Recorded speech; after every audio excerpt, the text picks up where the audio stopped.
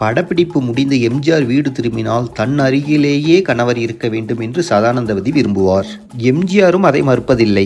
சதானந்தவதி கட்டிலில் வசதியாக படுக்க உதவி செய்து கொடுத்தால் எம்ஜிஆருக்கு அதில் இடம் இருக்காது.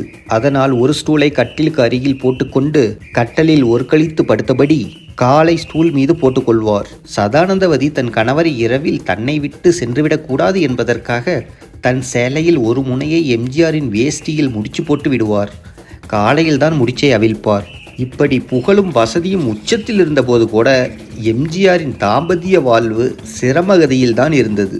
எம்ஜிஆர் ராஜகுமாரியில் நடித்து கதாநாயகனாக புகழ் பெற ஆரம்பித்தார். பிஸியாக பல படங்களில் நடித்த நேரம். அதனால் இடையில் சில ஆண்டுகள் எம்ஜிஆர் குடும்பத்தோடு எனக்கு தொடர்பு இல்லாமல் போனது. எம்ஜிஆரின் தாயார் இறந்த விஷயம் கூட எனக்கு தெரியாது. காரணம், படப்பிடிப்பு இல்லை என்றால் வீட்டை விட்டு எங்கும் வெளியே போக மாட்டேன். அதனால் வெளி உலகில் என்ன நடக்கிறது என்பது கூட என்னால்